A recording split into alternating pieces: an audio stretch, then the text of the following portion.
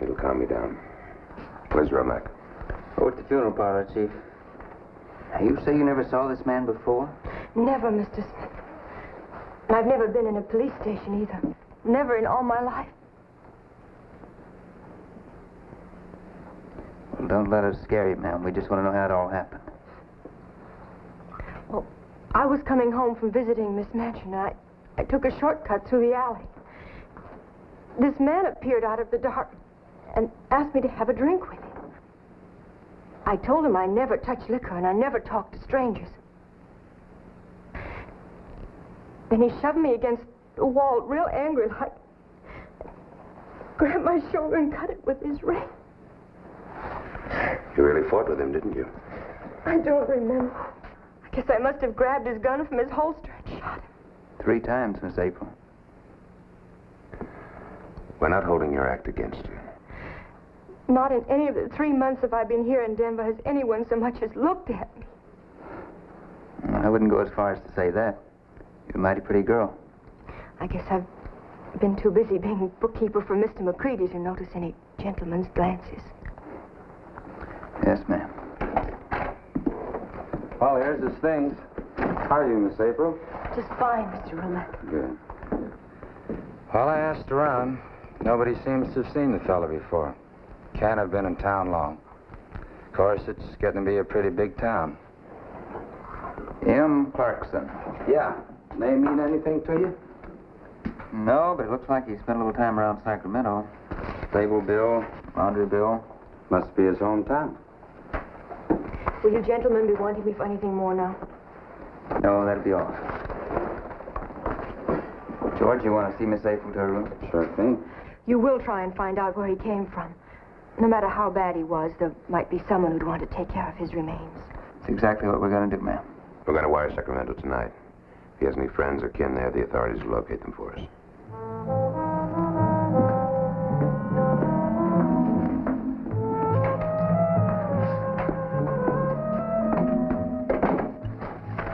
Yes, sirree. It's a mighty pretty girl. You sure you're going to be all right, ma'am?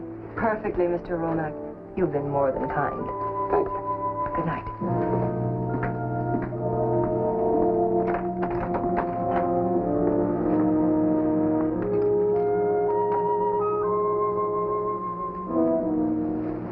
Dakota?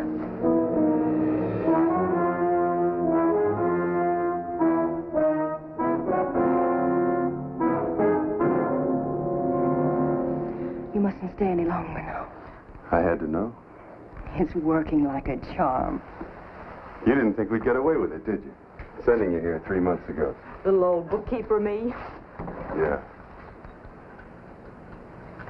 I told you we'd run into somebody who looked enough like me to make this thing work. I followed him for 2 days. Well, it's sure good seeing you again, baby. Well, somebody had to come in here and point him out to you. I missed you too, baby. Don't make it worse for us now. I'll be in Golden City at the Crown Hotel Room 201. I'll be leaving here tomorrow. with the money. With the money.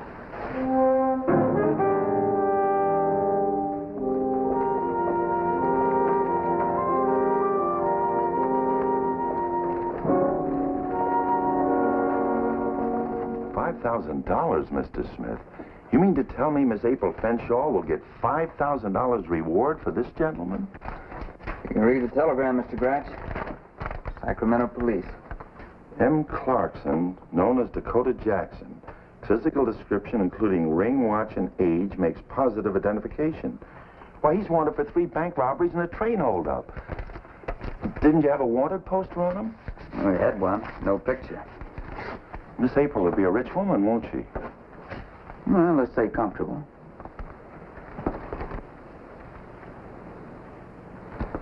Something eating on you, Smitty? Did you notice Mr. Dakota Jackson's hands? Well, what about him? Well, he must only have worn that ring of his after sundown. Well, how do you figure that? Man wears a ring for any length of time. It leaves a little white circle on his finger when he takes it off. And you don't get calloused hands from robbing banks. Well, he probably ain't been robbing any banks for some time. Probably hiding out in some mine.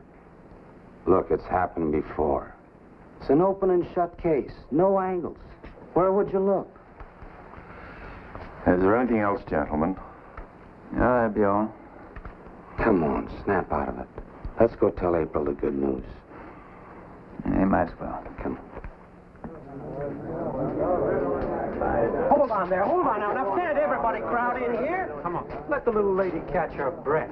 Thank you kindly, Mr. McCready. With all this work of yours I should be doing, I just don't know what to say.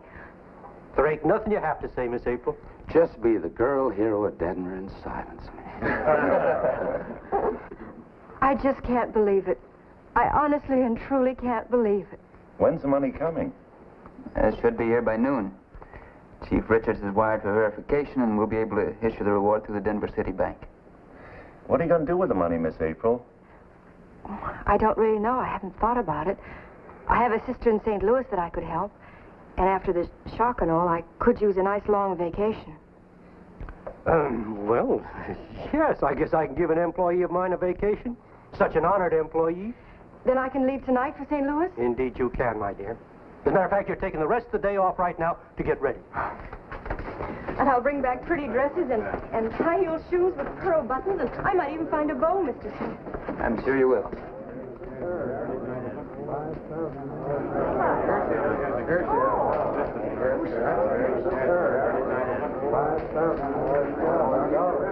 I guess my papa was right. He said hope is always immortal. Yes, ma'am. Just don't leave without all that money. You're joshing me, aren't you, Mr. Romack?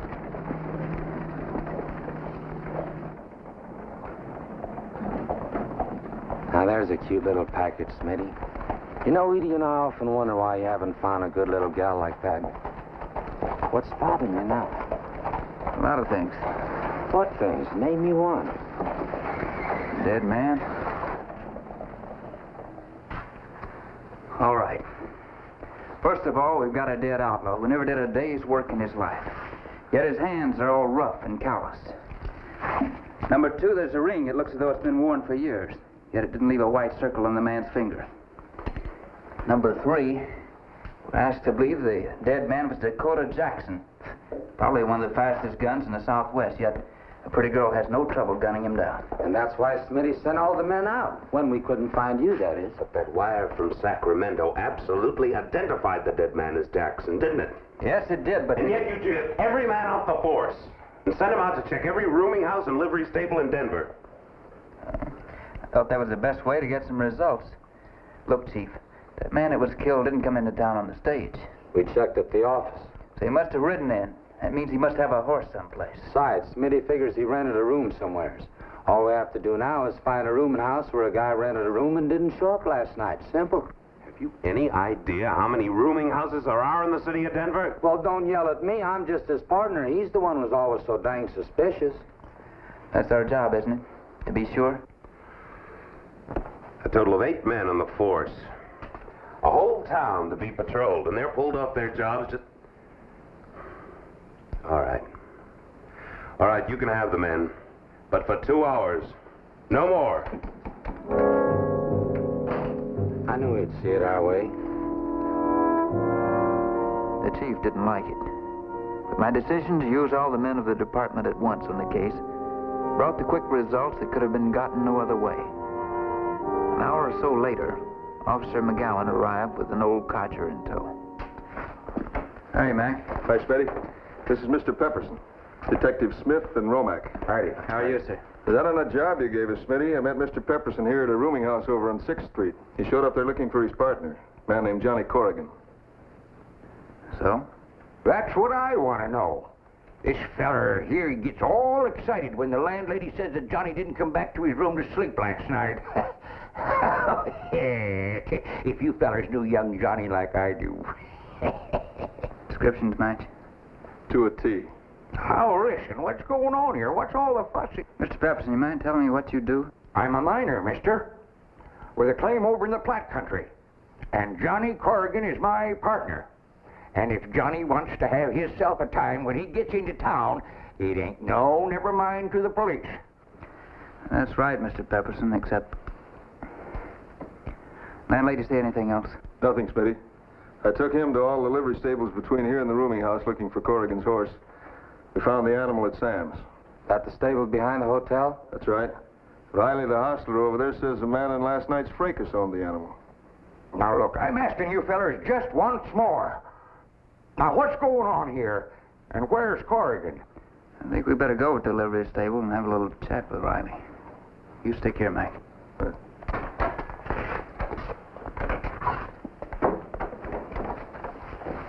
Hello, Mr. Smith. How are you, Riley? That's him. Yes, that's belonged to the fellow that was killed last night. Are you sure? The one Miss April shot? Well, sure, I'm sure. When I seen him laying in the alley, I says, I'm going to have to sell the horse to pay for that feed bill. You fellers trying to say Corrigan's dead? We're not sure, Mr. Pepperson, but we'll find out. You mean maybe Miss April shot the wrong man? There ain't going to be no reward. Reward? What reward?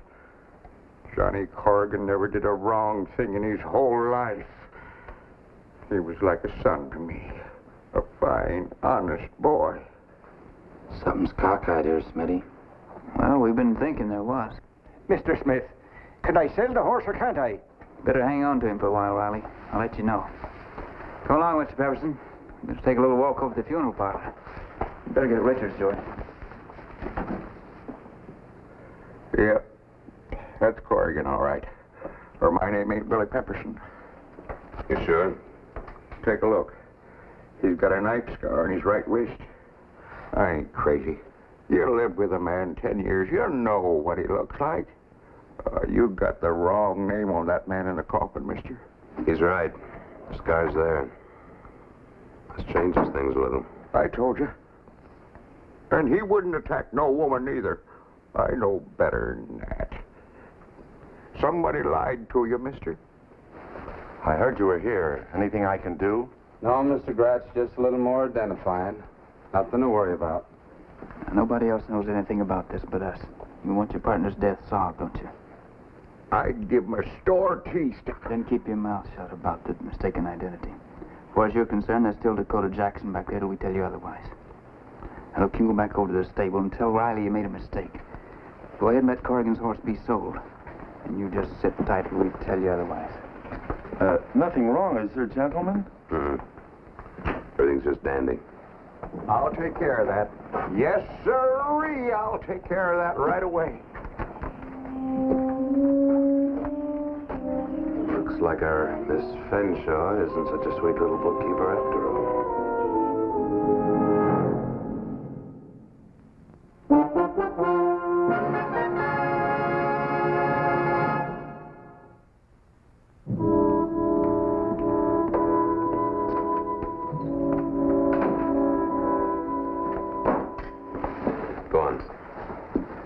I'm saying all of Dakota Jackson's identification must have been placed on Corrigan after he was killed. You buy that? Right. I still can't believe that girl lied to us, Smitty. No. Well, she said she was hit with that ring there. How could she get hit with it when the man didn't have it on till after he was killed? You sure she didn't swing this alone? Dakota had to have been with her.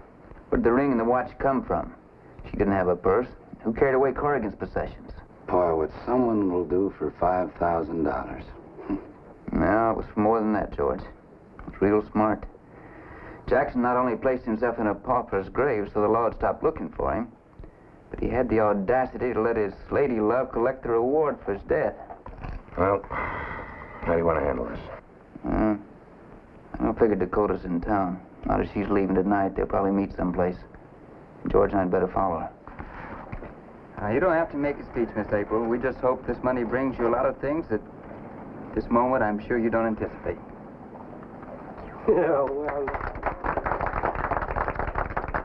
Hey, looky here. So, Riley, help the little lady with her thing. Don't stand there like a jaybird. Now, you watch out for that money, Miss April. Guard it with your life. I'll be sure and take your advice, Mr. McCready. Thank you all. Thank you for everything.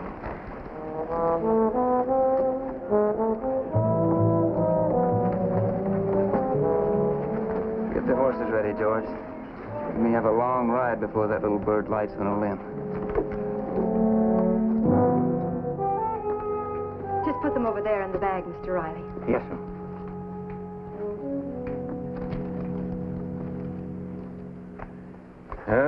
Had a scare this morning about you getting that reward money, Miss April. What kind of a scare, Mr. Riley? Well, this fella coming into town got his eye on a horse that I just sold. He claimed it belonged to his partner, whom he couldn't find. Well, for a minute, we all thought that the man you shot was the fellow that was missing and you hadn't killed Dakota Jackson at all. Who thought that, Mr. Riley? Mr. Smith, Mr. Romack.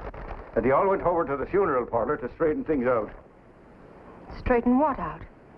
Oh, it was all cleared up finally. The fellow Pepperson come back, said it was all a mistake, that the man in the coffin wasn't the one they was looking for at all.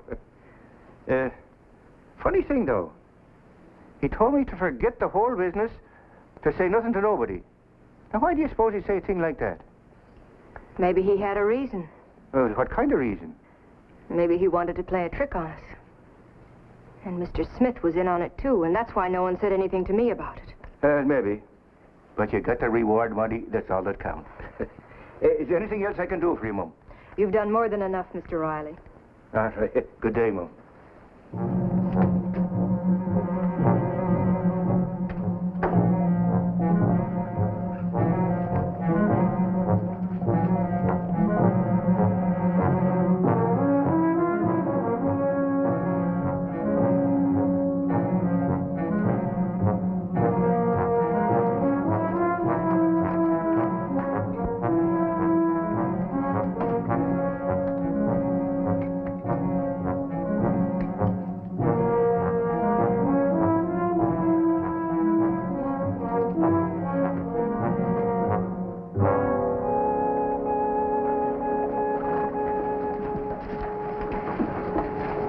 Arriving Golden City, bring extra luggage. Let me know if you have room for it. Deliver Crown Hotel, James Brown. That'll be 4:20. Didn't know you knew anyone in Golden City. Just a distant cousin. I wanted to tell him of my good fortune. That will get there before the stage, won't it? It'll be there in about an hour. Thank you. And good luck to you, Miss April.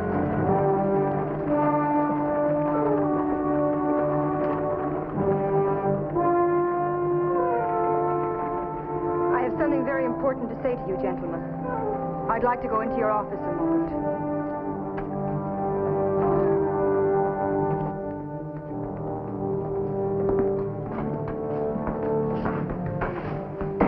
Could we be alone?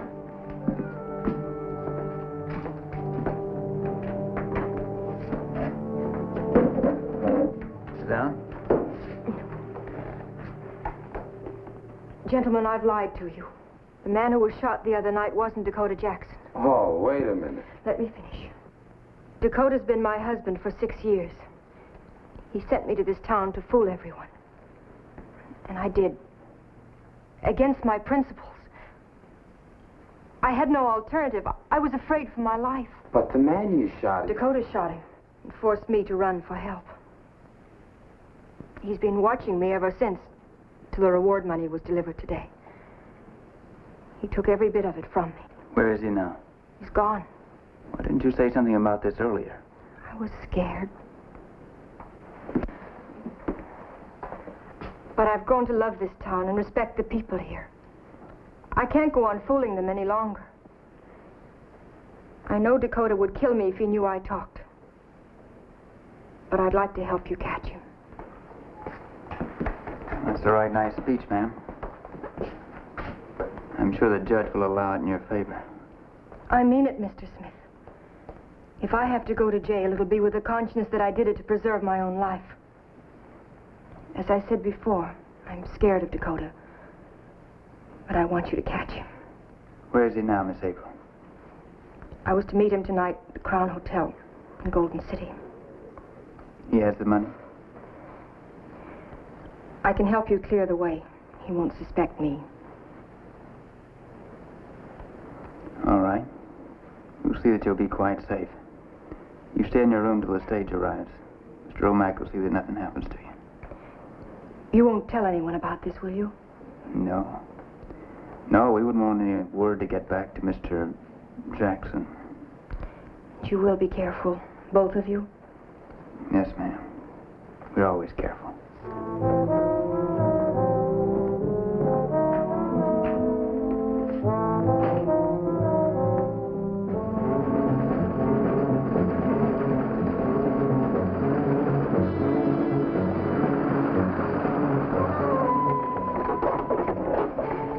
Such a nice going away they gave me. It's going to be real sad having to go back and tell them all the truth about me. Yes, ma'am.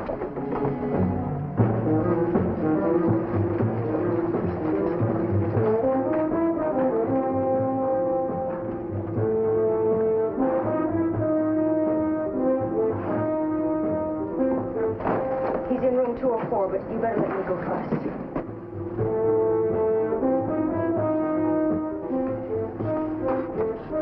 Just a minute. We're just visiting a friend.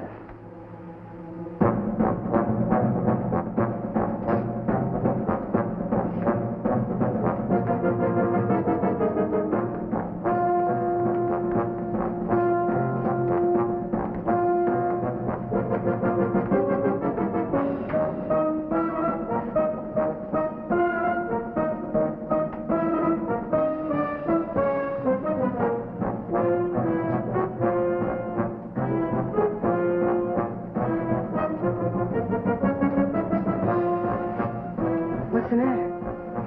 Not a thing, Miss April. Just go ahead and knock.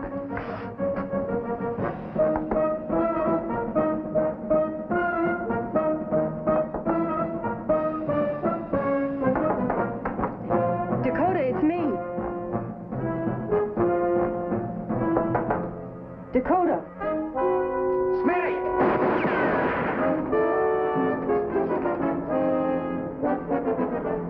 Come on out, Jackson.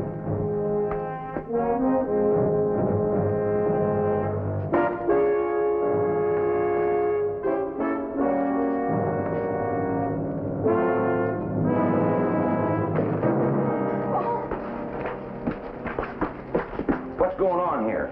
You better get your sheriff. What made you think he wasn't in 204? A couple of things. Number one, she hasn't told us the truth since this whole thing started. Two, when I checked the desk on the way in, the key to 204 was in the box. A man waiting for a pretty girl wouldn't go up and forget his key, would he? I wouldn't.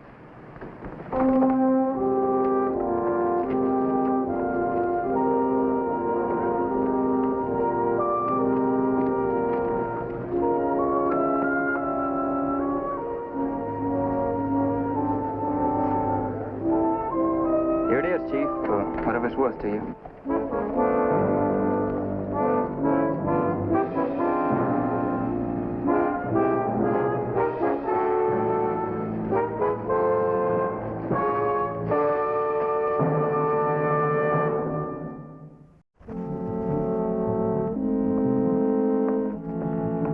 When you're hunting a hold-up gang, the roadway to a deserted old house sometimes looks inviting. Sometimes...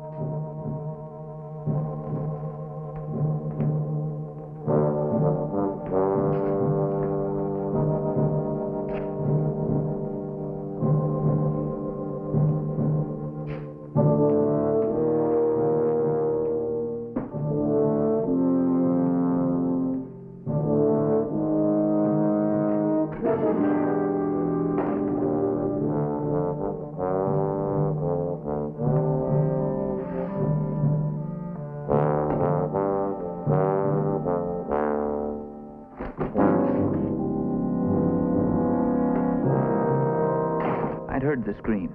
I was sure of that. But there was no sign of the screamer. None at all.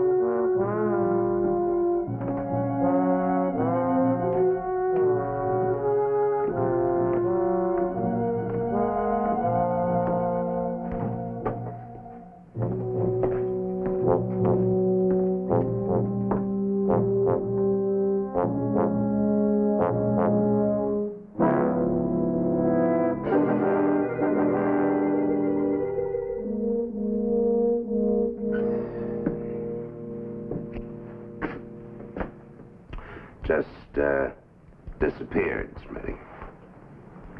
Just disappeared, Chief. Just disappeared, George. That's what the man said, Chief. I heard. All right, you two.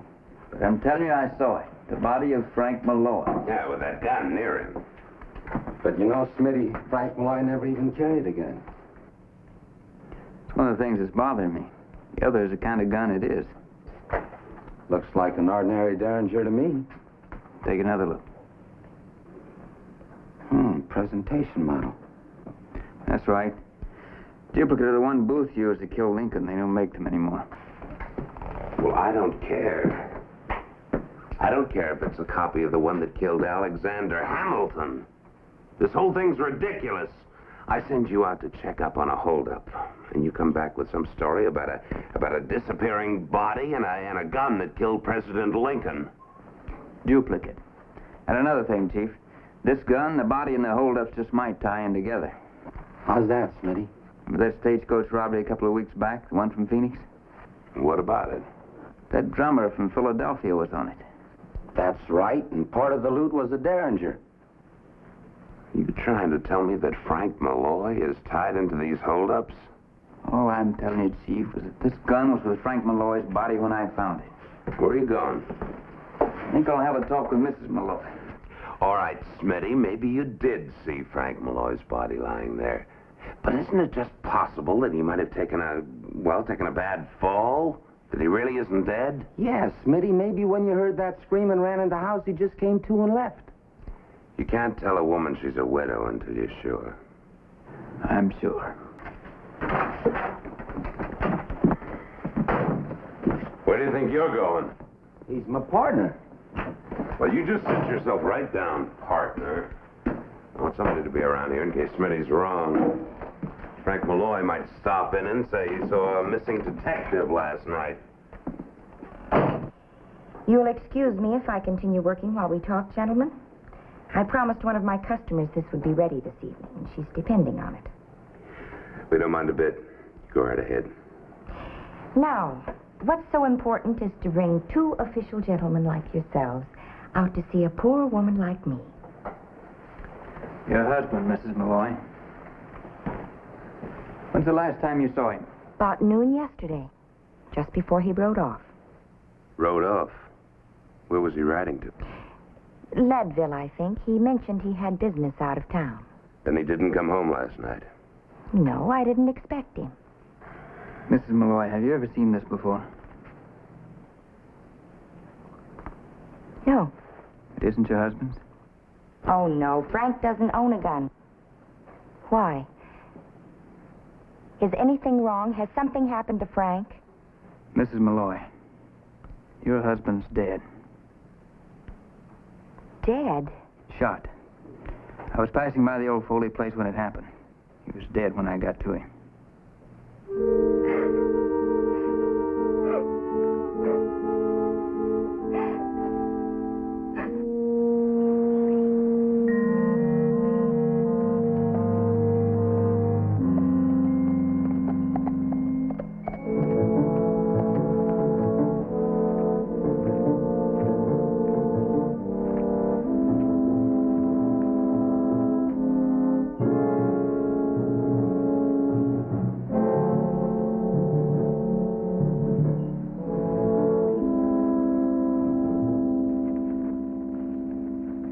you're a little late?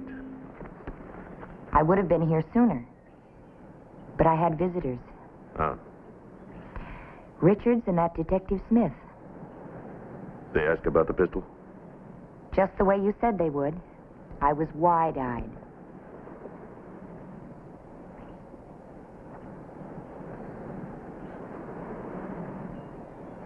Jim, why can't we go away together now?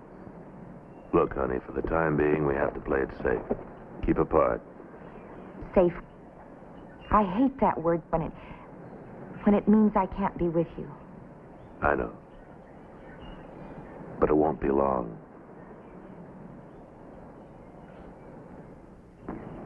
Do you know what she could do if we couldn't produce a body? She could go to the mayor, to the city council, and we'd all be out in the street. Chief, I swear I saw him. Will you stop saying that? I don't care what you think you saw. But I'm telling you what you'd better see. You'd better see Frank Malloy, alive or dead.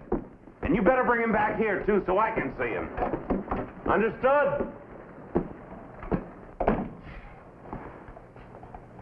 Well, what are you waiting for? Me, nothing. You told me to stay around here and wait. I know what I said. Now get moving, partner.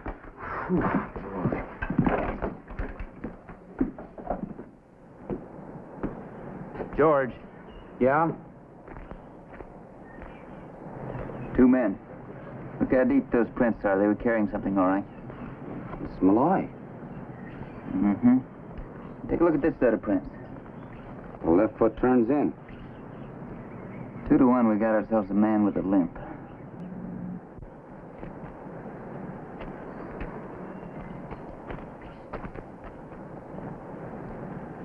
Smitty, no use trying to trail him with all these other tracks in here. You know that scream I heard? Yeah? It came at least 30 seconds after the shot. So? It was a fake to get me into the house so they could get rid of that body. You know something else, Smitty? That scream you heard ain't nothing to the one Richard's gonna let out when we come back without Malloy. Well, what do you mean you couldn't find the body? We found some prints, though. Who needs prints? There were 4 people out there, 3 men and a woman. The woman's prints were only in the back of the house. Oh, will you stop playing around with that lantern? Strike you funny that no one living out there, there'd be a lantern full of kerosene in one of the rooms. Find out anything? Kind of interesting, too. Let's have it. Well, you know how Malloy was always the quiet type, loved his wife and all? Well, the past couple of months, he's been running around with a girl. What girl? Peggy Casson. Peggy Casson. You know her? Yeah, she works over at Conley's saloon.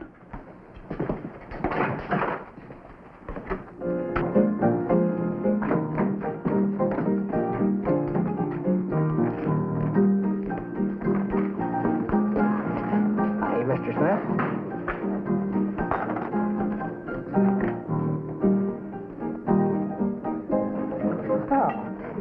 Official, Smitty? No. I'd like to think of it as just a friendly little conversation. What's on your mind, friend? Frank Malloy. Talk as you've been holding his hand. Oh, talk's wrong. I just been listening to his troubles. You know me, Smitty. As long as a man can buy, I can listen. Tell you anything interesting?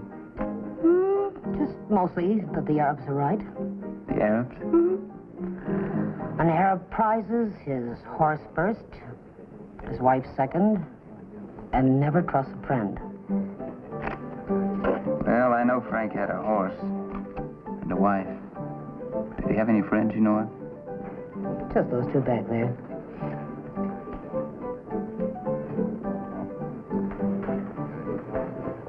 Never saw them before. New in town. Names, Pete Keller and Monty something or other. Thanks, Peg. With you, Smitty, a friendly conversation is always a pleasure.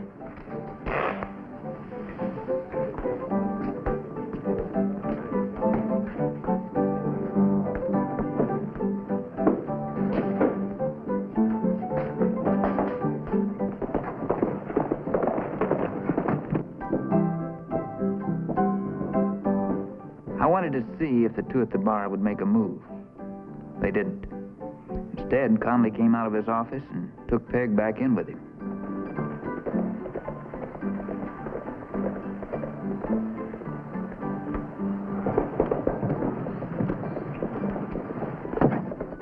What did Smith want? Oh, we just dropped in for a friendly talk, Jim. Nothing to worry about. You know how I am, Peggy. It's a holdover from my younger days. The law always makes me nervous. Oh, he was just curious about Frank Malloy. Malloy? What did you tell him? Nothing. What's to tell? Just that he's been hanging around with those two new men out there. You told him that? Peggy, I ought to break your neck. From now on, you don't tell anybody anything about what happens in my place. You understand? Just a minute. I only work here. You don't own me. I can say anything I want to my friends. I don't happen to like your particular friends. You gonna tell me what kind of friends to have? Oh, you and I better have an understanding. As long as you work for me, you do what I say. Smith, what do you want? Nothing.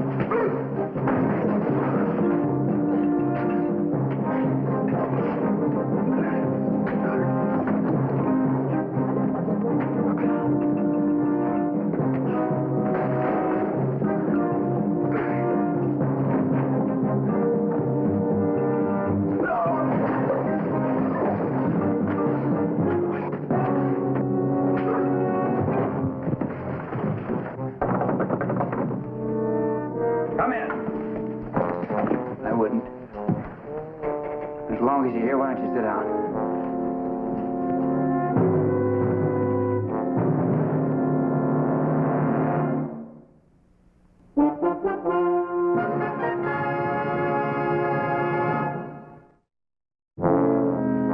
I'll admit that just because the limbs may not be evidence, but... Well, I'm glad you admit that.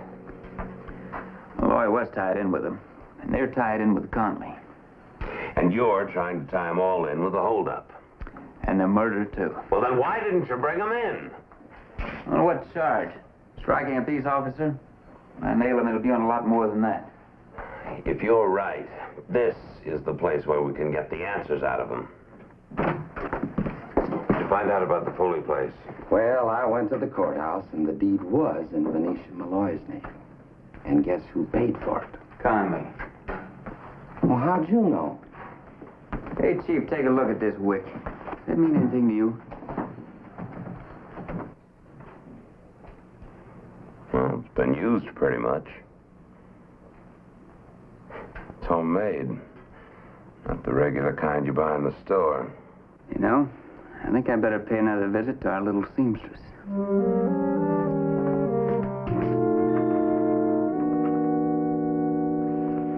Well, Mr. Smith, I hope you have some good news about Frank. I'm afraid not, Mrs. Malloy. I thought perhaps you might have a picture of him that I could show around, just in case I was mistaken. Tintype, anything you have will do. I'll see what I can find.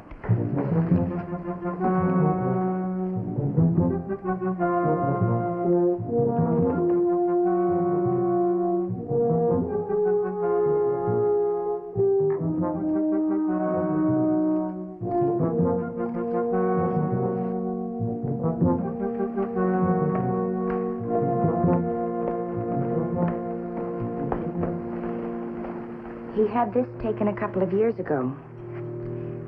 Really isn't very good, but it'll help. You write a real pretty hand, Mrs. Malloy. I only hope Frank will be home before you have to use that picture. So do I.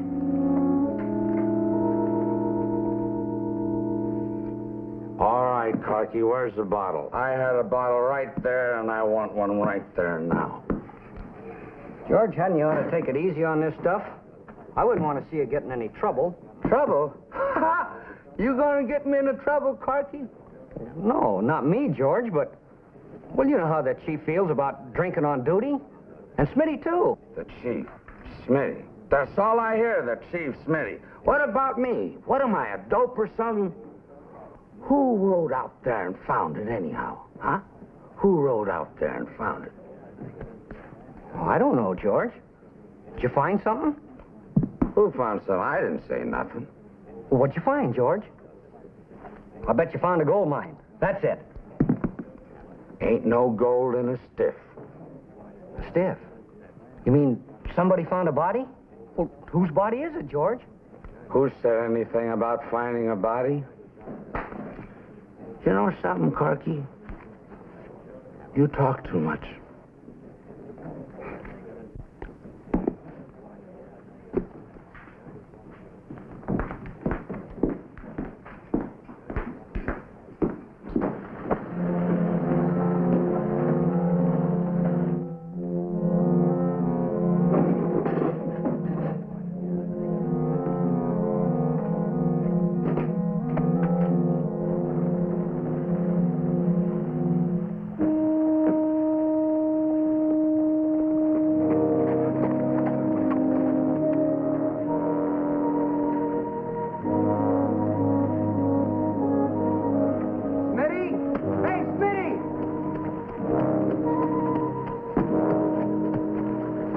How'd you make out? Now, that's a silly question asking me. I made out fine, naturally. Hey, Smitty, you should have seen old Monty and Pete. They went up to Conley's to report. Came barreling out of there, got on their horses, hightailed it for the high country like you don't know what. Which way? Up that old canyon road.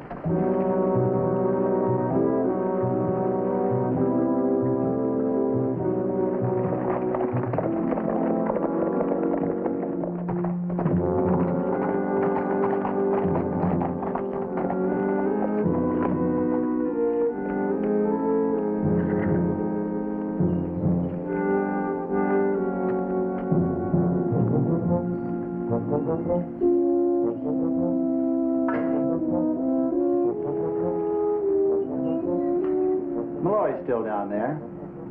Romack could have meant any other body. That ain't the only stiff in Denver.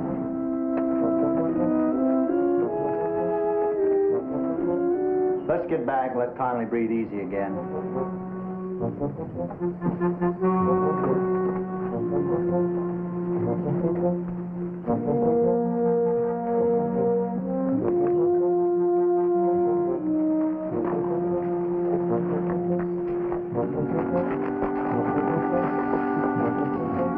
Our little plot had worked. They had shown us where Malloy's body was hidden, and I had plans for that body.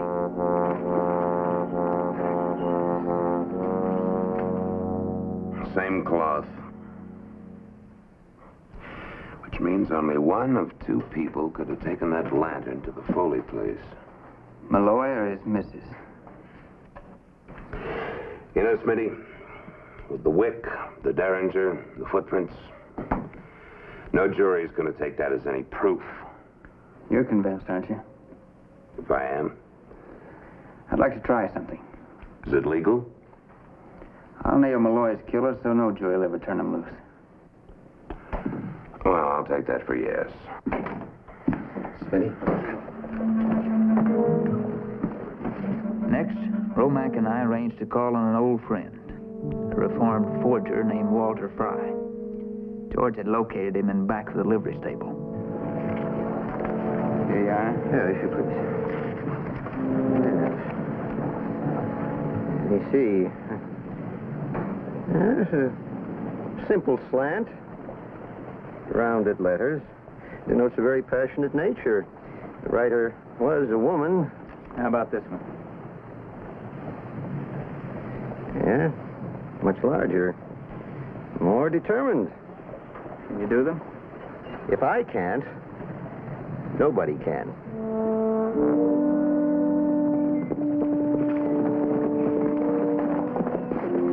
You boys wait here.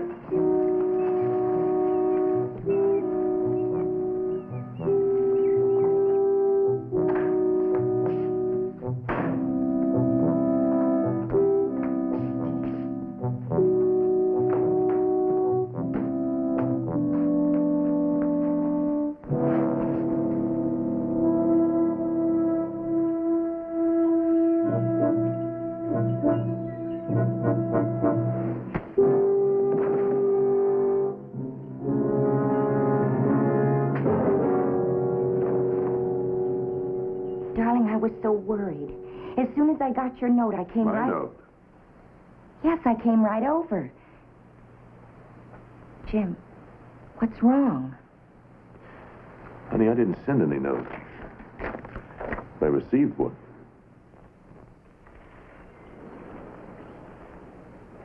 But who could have done it? Smith. Do you suppose he's found Frank? No, the boys checked that earlier. But he must suspect something. Come on, we can talk later. Right now, we've got to get out of here. Well, I wonder what brought you two out here. Oh, I wouldn't worry about Monty and Pete. They're well taken care of. Well? All right, so we're in love. Any law against that? No, there isn't. But there's the law against murdering a husband who finds out about it. Oh, come on, Smith. You know you can't prove murder without a body. That's right. That's what the law says. And you have no objection if I see Mrs. Malloy home. You know where I'll be if you need me. Yes. I know where you're going to be for a long time, Conley. Try that door over there.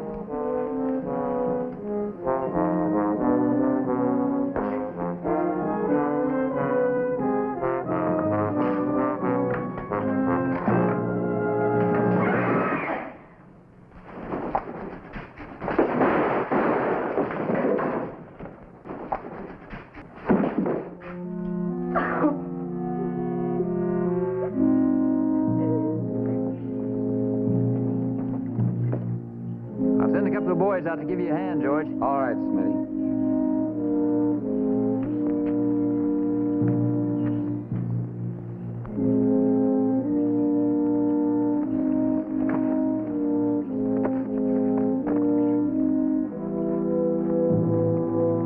Romack and I were quite content. Our plan for moving Malloy's body into that closet had worked. It was Venetia Malloy's scream I had heard that night. A scream she'd regret for all the years she'd spent behind bars.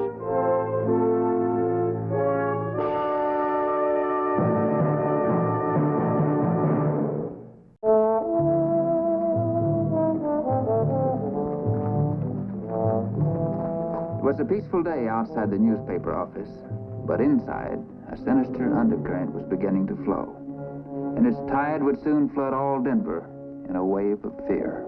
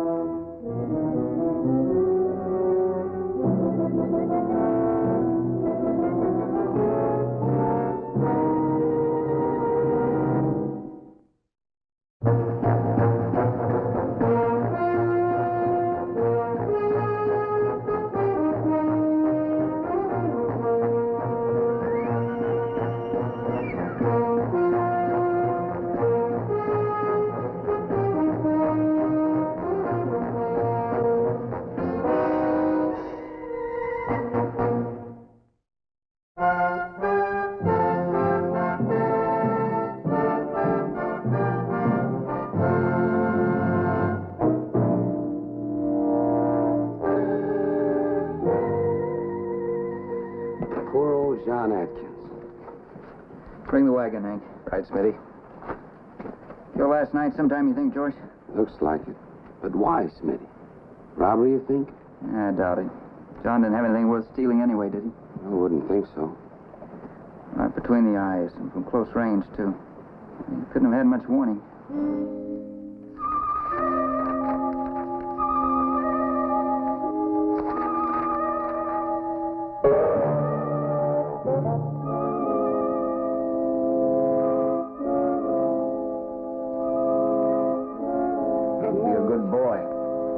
We'll be going home in a minute.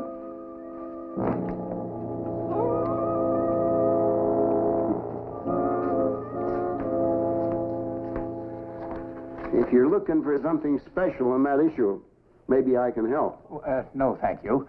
I just happen to like to study up on the history of places that I've never visited before. Well, you can read all night as far as I'm concerned. But I got to go home and get dressed decent for a wake. Oh? An old friend of mine was murdered by some varmint last night. Murdered? Is that so? Yeah. Old John Atkins. Shot. Funny thing, I always thought he'd drink himself to death. Poor devil. He used to hit the bottle pretty hard. Many is the time I sat with him through a session of the DTs. Now I got sit with him through his own wake. Well, I'm terribly sorry to have kept you, Mr. Mickle. Angus, name. Well, thank you, Angus. Angus. Huh? Well, good night. Good night. Good night.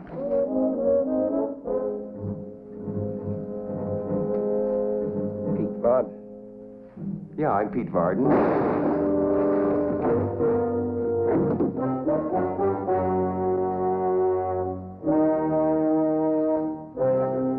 Thank you very much.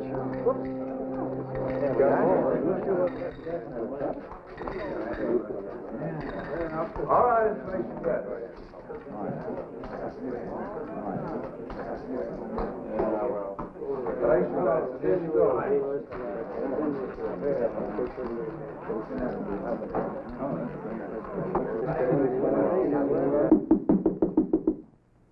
Yes? Mrs. Gray. That's right. I've come to collect $5,000. The cashier's downstairs. I'm fully aware of that, Mrs. Gray. However, I believe this is one debt that you'll want to pay yourself. You talk in riddles, mister. Who are you? Let's just call me Whittier. Michael Whittier. You've heard about Atkins. Yes, John Atkins. Murdered. He was a janitor here. Mrs. Gray, I'm a salesman. John Atkins is one of my samples. This ad was placed 10 years ago. Where did you get it? I've kept it. Surely time hasn't made you forget. Forget the only man I ever loved? Forget how he was lynched by a brutal mob for a crime he didn't commit? No, time hasn't let me forget that. I thought not. Mrs. Gray, Atkins was one of the 6 men who lynched your husband.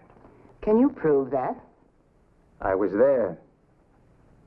The night they took your husband out of jail. I have a little souvenir for you here. A button from the shirt of Atkins.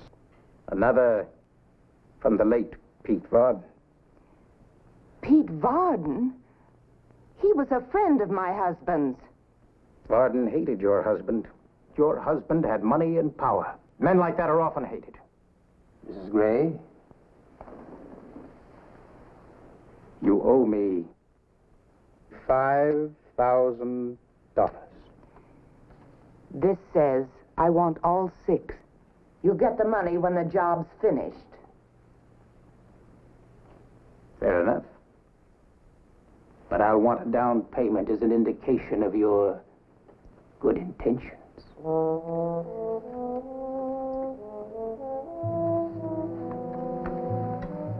$2,000 now. The rest when the whole job's done. Thank you. I'll be back for the balance.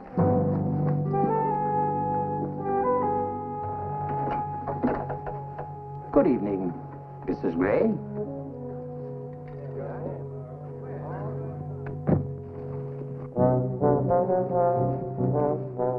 She's there, all right. Just hope she can help us.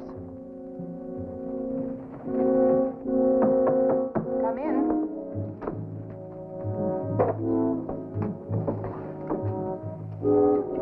Well, the strong arm of the law. What crime have I committed?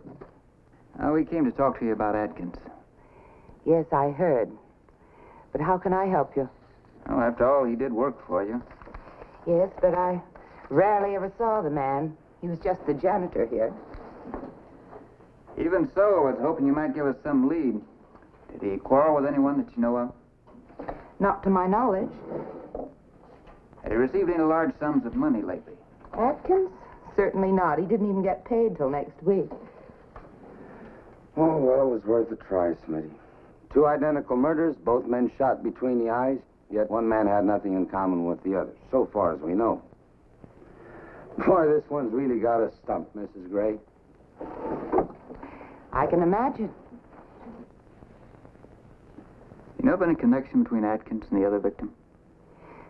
No, I'm sorry. As I said, I rarely saw the man. Now, if you gentlemen will please excuse me, I'm quite busy tonight.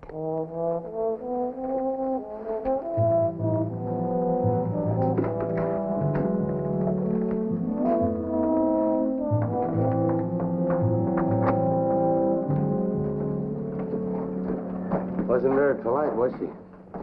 I wonder how she found that out. Found out what? Pete Barden was dead. We just came from his saddle shop. News travels fast sometimes. Yeah, maybe, but... George McLaren's just been shot. Where is he? In front of his hardware store.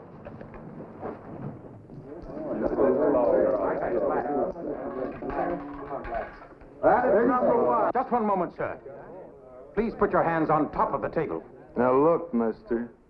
This game's on the level. I'll believe that when I can see what you're doing with your hands. What's the trouble? This man was manipulating this wheel. I've been watching him for quite some time now. You better pick up your money, mister, and try your luck somewhere else. No, indeed, sir. I intend to stay right here until I get an honest spin. Now look, I don't have to throw you out. That's enough. If you've got any complaints, make them to me. Not much doubt about it being the work of the same man, is there? Same trademark.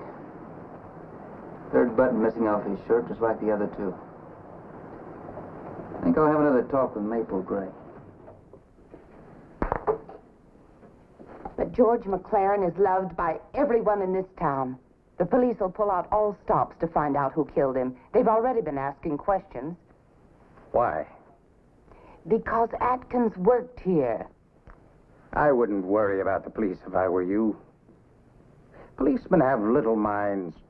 They work in narrow channels. They're always concerning themselves with motives and witnesses. I plan my work so that I can control those elements. It's safer that way. For example, you're the only living person who could possibly give them one whit of information about me. You'd better leave out of the side door. Very well, Mrs. Gray. I'm quite sure you won't talk. Because if you did, it would mean that we'd both hang. Wouldn't it?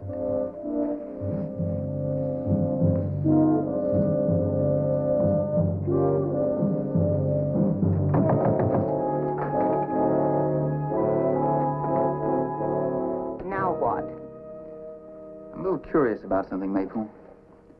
When we were here a few minutes ago, George mentioned the fact that 2 men had been murdered. Now, we had just come from the scene of the second killing, and yet you already knew that 2 men had been killed. So? Now there's been a 3rd killing. You know about that one, too? Look, Smith, if you're accusing me of... No, I'm not accusing you.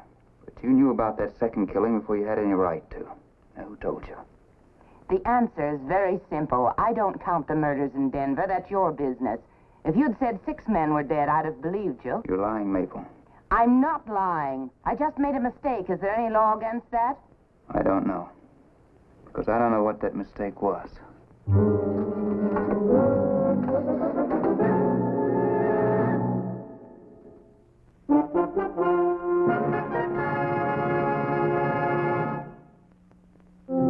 We questioned everyone who had the least suspicion attached to them, but with no luck at all. I was ready to follow any lead, no matter how slight it might be. This one didn't want to come. When you weren't wearing your badge, I didn't realize who the gentleman was. I'm a detective. Oh, yes, I know that now. Would you sit down, please? Thank you, sir. May I ask what this is all about? Suppose we start with your name. Whittier. Michael Whittier. When did you get to town? Well, now, what is this all about? Would you just answer the questions, please? Well, I've been here about 3 days. Where were you at 11 o'clock last night? Quite frankly, I don't remember. Well, start remembering. Oh, yes. 11 o'clock. Now, let me see. Oh, yes, I was at that gambling casino, Maple Grace. Yes, Maple Grace. I know, that's where I was. Can you prove that? Oh, certainly. It was just about 11 o'clock. Yes, I was there for quite some time, and I caught one of her dealers cheating. I made quite a fuss. Oh, there are a number of witnesses. What do you do for a living, Mr. Whittier? Well, you might say I'm a speculator. A speculator? In what? Oil, minerals, things of that nature. Anything that promises a profit. Well, if you gentlemen are finished with me now. Not quite. Hank? Yes, Smitty. Take Mr. Whittier, find that dealer, and check his alibi. And if he's on the level? Turn him loose. Thank you, gentlemen.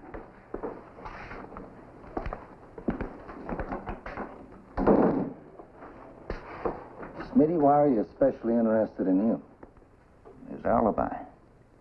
Maple's smart. She runs honest games because, like she says, it pays in the long run. Yet this fellow accuses one of her dealers of cheating him.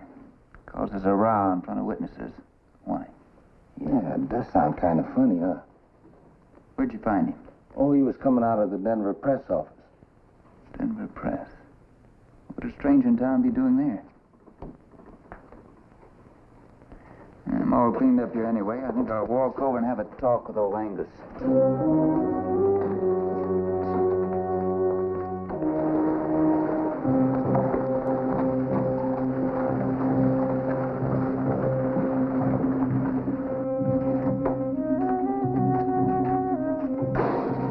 Howdy, Angus. Whoa, Tom! What brings you to my musty domain? Idle curiosity, probably. Did you have a fellow in here a little while ago wearing a striped suit and steel-rimmed glasses? Yeah, there's in a couple. 3 times, as a matter of fact. You know him? No, he's a stranger to me. Why? Just curious about that fellow. Whittier says his name is. What do you want in here? All we ever did was sit over there and read that old volume of past editions. Well, that's odd. He never did ask you anything about Pete Varden or McLaren or Johnny Atkins, did he? No. You aren't thinking that... Just checking out every lead, Angus. What did he talk about? We didn't talk too much. Seemed to enjoy reading. Said he liked to study the history of the place. That a little unusual? It sure is. About the only person that ever came in here to read those old papers was somebody that wanted to check on the gossip. So as to bring it up again. Part of a page cut out here, Angus. Well, that's mighty strange. Yeah, it is, isn't it? I'd like to know who in the world would dare come in here and mutilate these old issues like that. Well, that is something... Angus? Tell me something. Does Maple Gray ever come in here and read these old editions? Maple Gray? Good Lord, no. Why? Just wondered. Thanks, Angus. Yeah.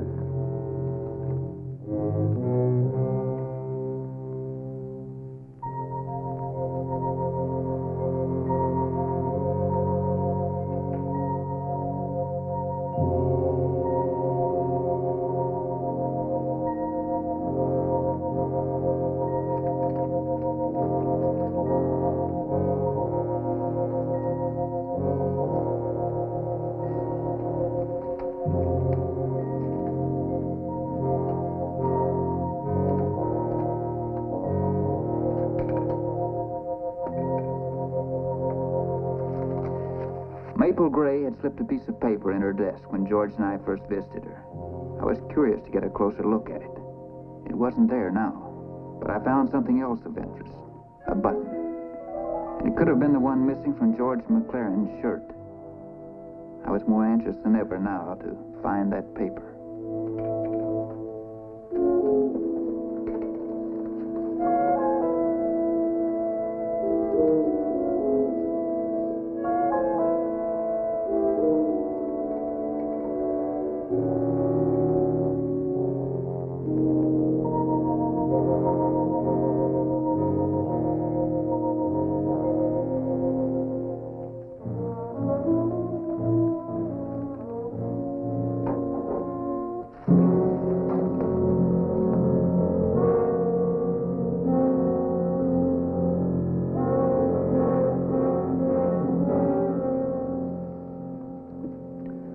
That's got to be it.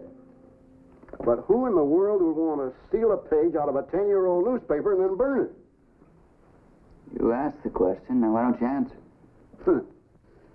Where'd you find this burnt piece of paper? In Maple Gray's office. Good Lord. Don't that beat all? What do you suppose was on that page, Angus? Pretty hard to say.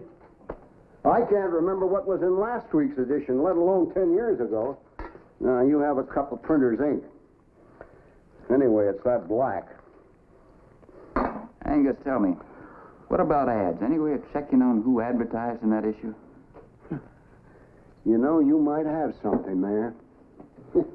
Maple Gray, huh? You know, I'm so old, my memory's getting just a little bit fogged. But I think it's coming back to me now what this is all about. Well, I wish you'd tell me. You just hold your horses, young fella. Let me make positive sure. You know, it was so all fired long ago, it died down before you ever came here.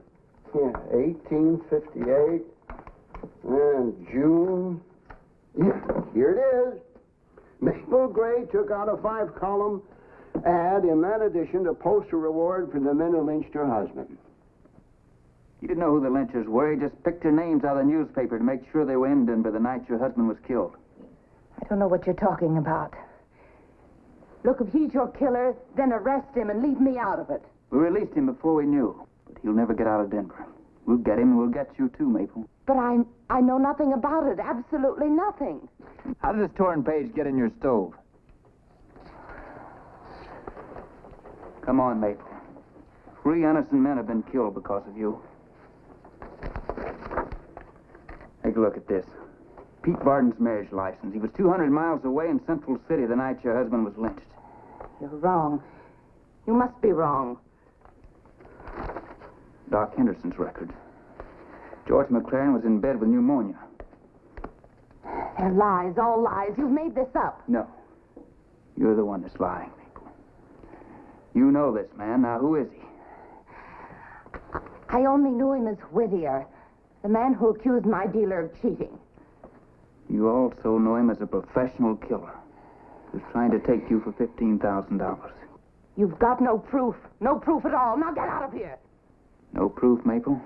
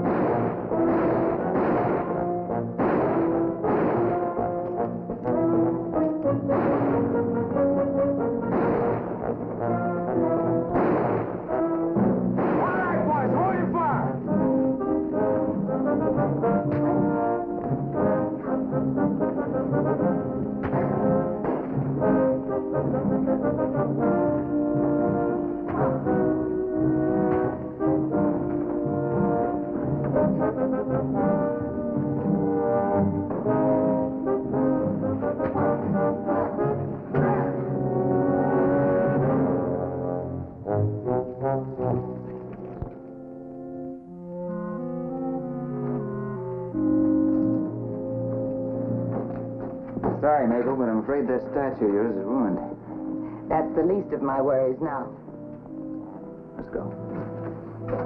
Mabel had always told her customers not to gamble unless they could afford to lose. She should have taken her own advice, because she was playing in a game in which nobody can afford to lose.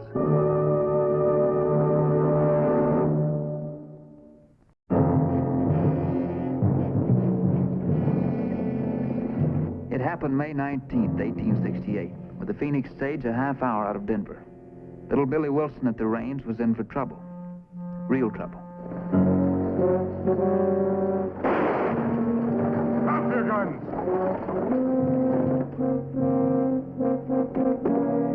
Half-ward! Get out! Come on, hurry up, get out! Your money belt. Hand it up here. All right, get him out of here. Not you, Ward. Get up in it.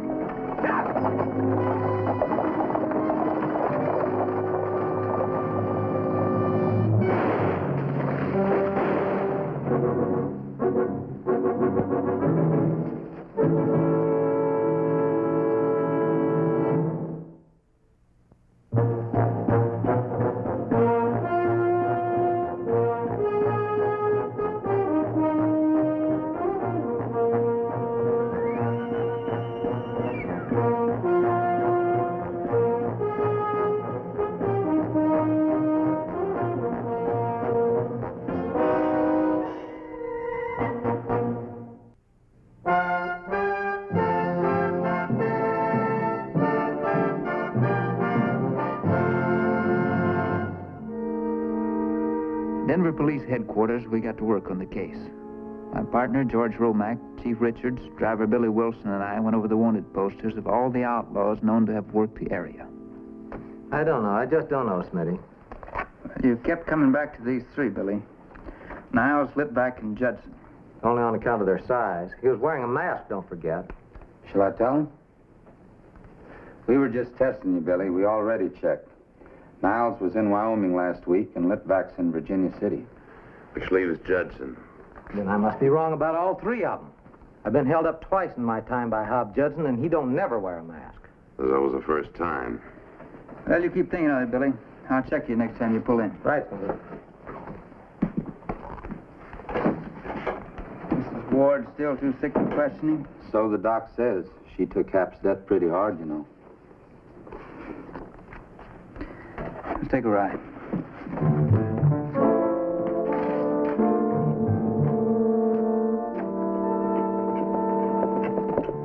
We had no magic formula to work with.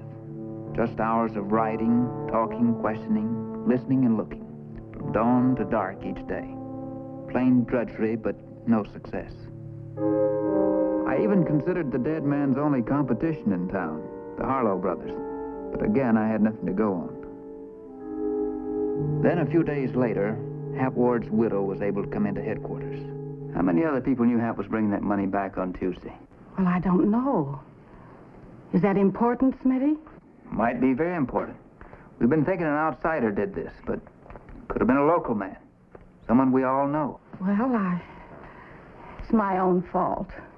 You see, we thought we were going to lose the store. And then Hap's cousin in Utah said he'd lend us the $5,000. Such good news. I guess I told all my friends. If I thought I had anything to do with what happened. Not a thing. I'm sure you didn't. Did the Harlows ever offer to buy your store? Why should they want to buy our store? They were driving us out of business anyway with their high-handed, cheating ways.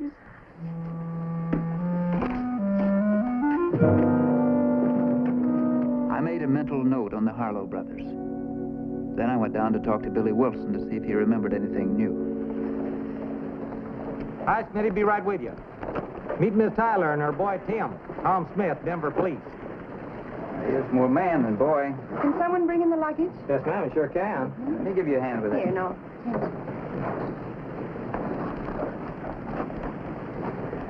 Widow lady. Nice and friendly, huh? Yeah.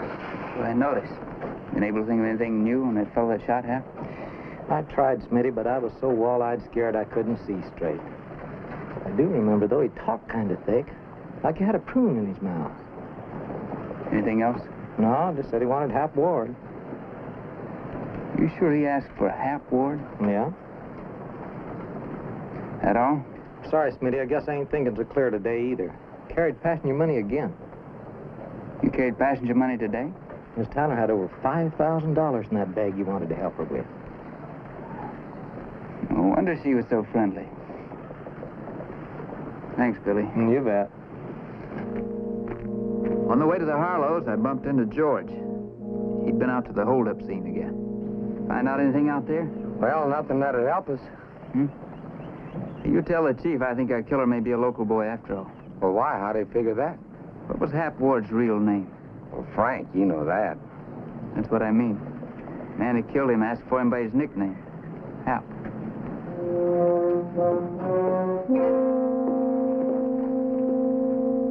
Hap Ward, the killer had said. Not Frank, his given name, but Hap, his nickname. Now, that sure sounded like a local man. And it could be one of the Harlows. Either Bert or Ben. Well, look who come in. Hello there, Smitty. Bert, how's business? Oh, ain't near as good as police work. I'll say that. What's on your mind, Smitty? You two happen to remember where you were last Tuesday when Hap Ward was killed? Last Tuesday? We was both right here in the store. It took us all day to sack the grain. Was Tuesday, wasn't it, Ben? Yeah, that's right. My back still aches from it. That figures. Of course, you knew Hap was coming in on the stage with a lot of money. No. Everybody else in town knew it. It's funny information slipped by you two. Pa! Hey, Pa! Me and Ralph! What's he after? Get out of here, Lou, before I belt you. Get!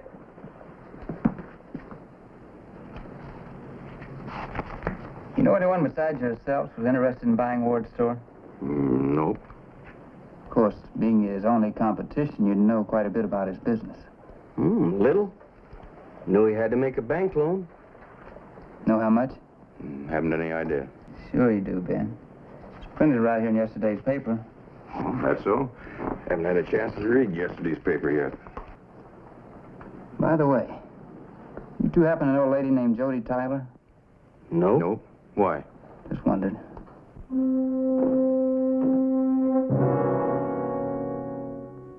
I was worried. The mocking faces of the Harlow brothers had talked loud and clear. But then, on the way back to headquarters, I had made another stop.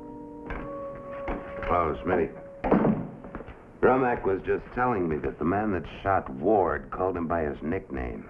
That's right, Chief. Well, at least that's something. Where do we go from there? Well, I was just over at the bank, had a little talk with Adams. Mrs. Ward was just in there. Paid off that note. Where'd she get the money? A lady by the name of Jody Tyler.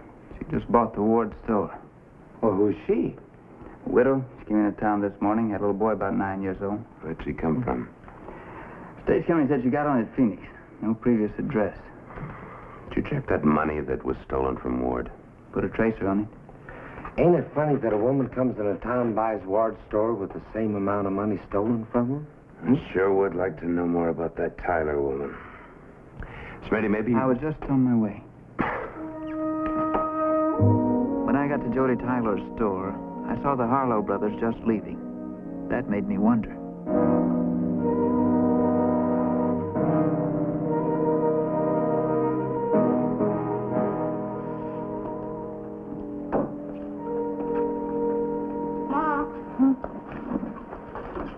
Mrs. Tyler, I'm Tom Smith. I met you. Yes, I remember. Those two men have just left here. They friends of yours? Well, that's my business, not yours. Yes, ma'am, I guess it is. If you're looking for Mrs. Ward, she's at home. She doesn't own the store anymore. I do.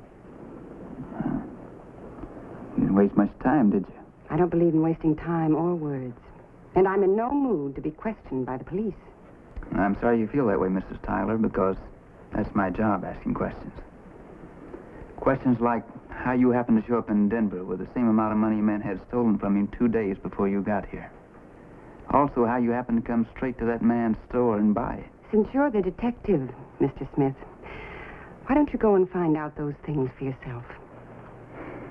I think I will.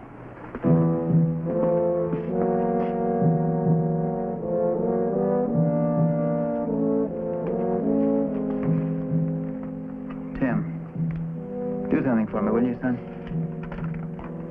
Read this list of names. Al Niles, Casey Winters, Johnny Litvack, Leftley Whitman, Hob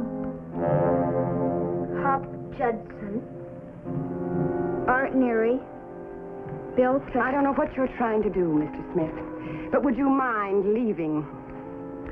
Sorry, ma'am, but like I said before, my job is asking questions. Thank you, Tim.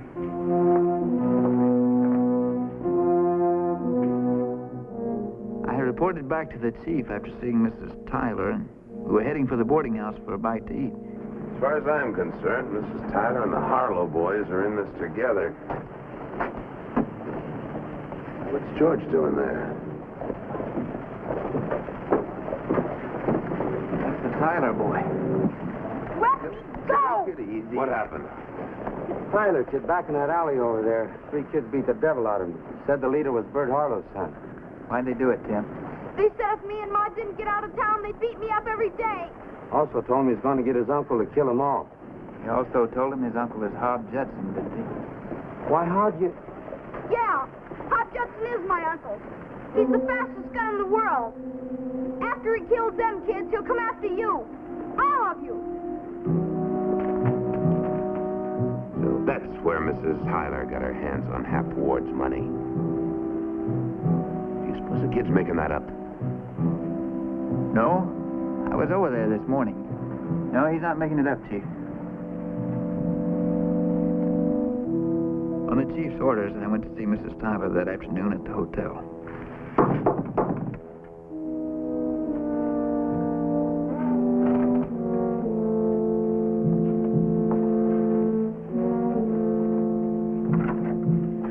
Hello, Mr. Smith. Please come in. How's Tim? Oh, he's sleeping now. I'm sorry about what happened to him. Well, he'll be all right. Won't you sit down? Mrs. Tyler, I came here to ask you a question. Well, I'll answer anything, but first I do want to apologize for having been so rude to you. Well, that's not important.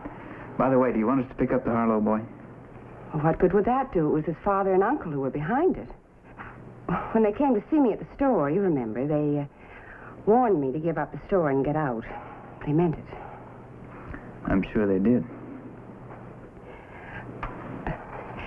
Mr. Smith, I need help. Well, don't worry about the Harlows. We'll protect you from them. No, it's not only the Harlows. My brother-in-law is Hob Judson. I found out about that. Yes, I know. Tim told me. And this morning when he stumbled over Hobbs' name, I knew you suspected something. The money for the store. Where'd you get it? Why, I got it... You think I got it from Hobbs? That's what I came here to find out. I sold a house and a store in Phoenix. Here are the papers. Do you want to see them? I've sold 6 houses and 2 stores in the last 4 years trying to keep Tim away from Hobbs. When the stage driver told me the Ward store was for sale, I decided to see it and I bought it. That's all there is to it. Where is Hob Judson now? He was in Phoenix the day I left. And he could have gotten here a day ahead of you. If he's here, Tim will know it before anyone else. Oh, you're an officer, Mr. Smith. You know what Hob Judson is like. He just won't stay away from us. What happened to Mr. Ward is the thing Hob does best. That's why I never want Tim to see Hob again. I can see how a boy Tim's age could become fascinated with a man like that. Miss Tyler, we want to talk to you. Okay. Oh, you here? You know she's Hob Judson's kin? Yes, I know all about it. Does that make her guilty of something? Maybe not, But it makes us sure we don't want her in this town. I'm staying here. We come here to tell you to get out. You get out. All of you. Well, sorry you don't see it our way, Smitty. But of course you ain't seeing too clear. Sorry we busted in on you, too. You get out. Yeah, we're going. We know when we ain't wanted. Yeah. Why do you wear a gun? I bet you can't even use it. Just why I do wear it, Tim. So I won't have to use it.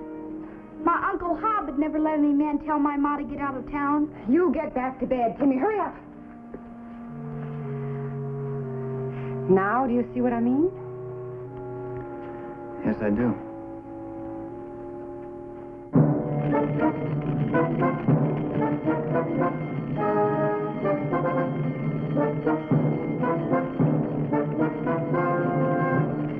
Hey, Smitty, Tyler's grain store burned plumb to the ground.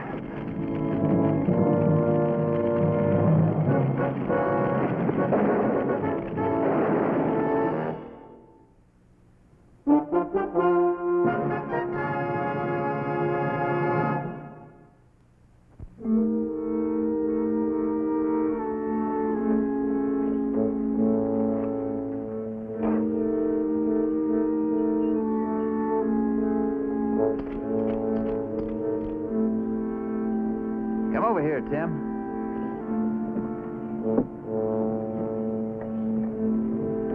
I want to show you something. You see this? See, the depth of the char tells you which direction the fire was started from. There they are. Go get him, Mr. Smith.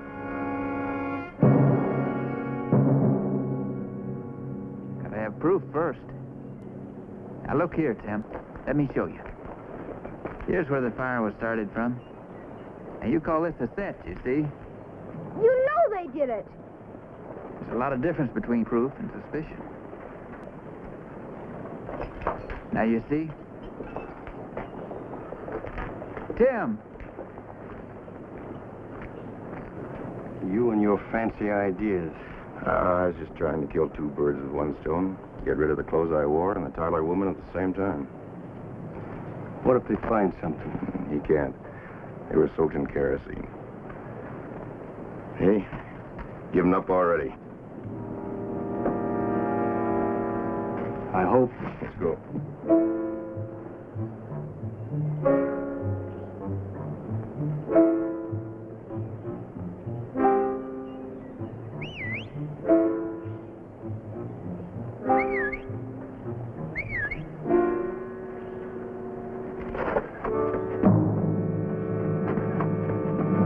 Gunslinger. Uncle Hob! I'd sure hate to see the other guy. What happened? I got in a fight. Ah. I told your ma I'd find her. Now listen, boy. There's a miner's shack in the woods just north of town. About a half mile past that waterfall. If you want anything, just let me know. How's your ma? They're trying to run her out of town. Who's they? They told her not to buy the store. And when she did, the kids beat me up. They just burned down the store. Harlow Brothers. Mr. Smith knows they did it. Smith? You mean Whispering Smith? Yeah. He's a friend of me and Ma. He told the Harlows to lay off. He knows they did it, but he don't go after him. He keeps looking for proof. The Harlows. Happen to know where they are? Sloan down the street. Now you go home to your ma. I'll do like I say. No time. That was the biggest dog off fire this town ever did see. The biggest dog off fire this town's ever seen. So there won't be no mistake. My name's Hob Judson.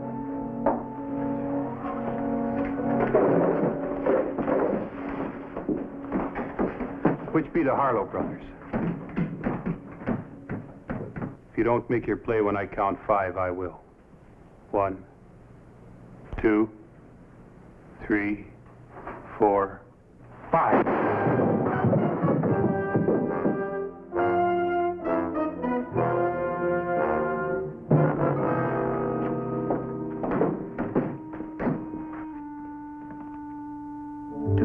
Hob Judson, I first had to convince a loyal youngster that a man he loved was all wrong. Tim, you think a lot of your Uncle Hob, don't you? Uncle Hob never told me a lie, Mr. Smith. Neither have I. Look here, I want to show you something. Remember these? I dug them out of the ashes the day after the fire. Yeah. What are they? Mrs. Ward told me this is a buckle off Mr. Ward's money belt. And this is from the satchel they used to start that fire with. That means the man that started that fire is the same man that killed Mr. Ward. You know who it was? Hank Addison over at the general store remembers selling this some time ago to Ben Harlow. Well, then you did prove it. Mm-hmm. Enough to convict him of murder. We found the stolen money in his house. The numbers matched with the ones Mr. Ward's cousin wired to us. I'd had them in jail in another half hour. But your Uncle Hob couldn't wait, Tim. Neither could you. Now everything's all wrong. Yeah. You see, Tim, when a man jumps in like your Uncle Hob did, without the patience of the law, then everything has to wind up all wrong. I guess so. So there's nothing left for me to do but to go after him. Now, it's up to you whether I go with some other men or go after him alone. You'd go alone? If you show me where he is, I give you my word he'll have the same chance he gave the Harlows. Kill you, Mr. Smith? I hope not. How about it? Will you take me to him? He'll take us both there.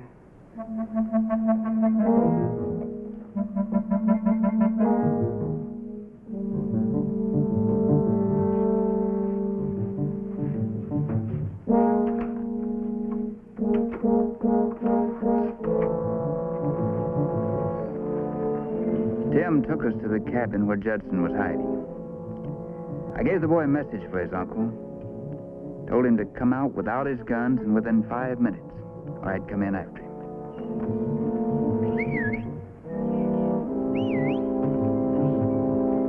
I think you'd better get out of sight.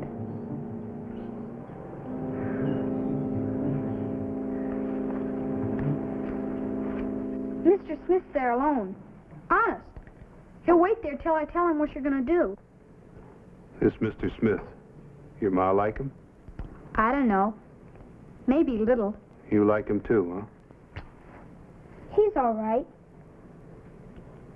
Please don't kill him, Uncle Hob. Shoot his hand, or his gun, or his shoulder. But please don't kill him. Well, maybe his idea is best. I broke out a lot of jails before. Break out of this one, too.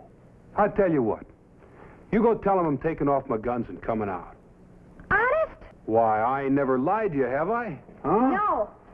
And you broke out of lots of jails before. Why, sure. Go on now.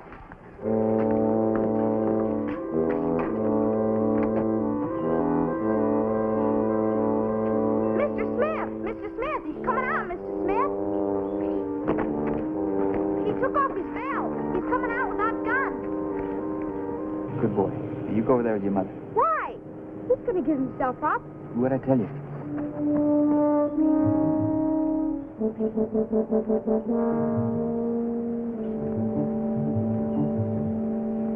Judson? Come on out, Judson.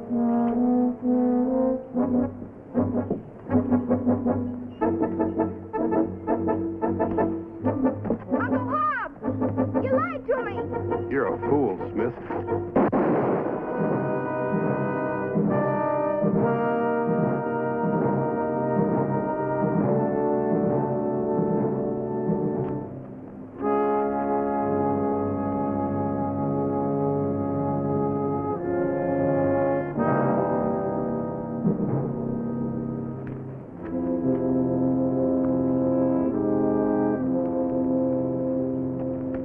He hit him twice, Ma. I promised myself I'd spend some time with Tim in the future. A kid like that has to be kept from admiring guns and what guns can do. And the person who shoots the gun has a great deal to do with how the kid reacts. That's why it wouldn't have made much sense to tell Tim I'd fired only one shot, one that hit Judson's hand. Wouldn't have made sense to mention it at all.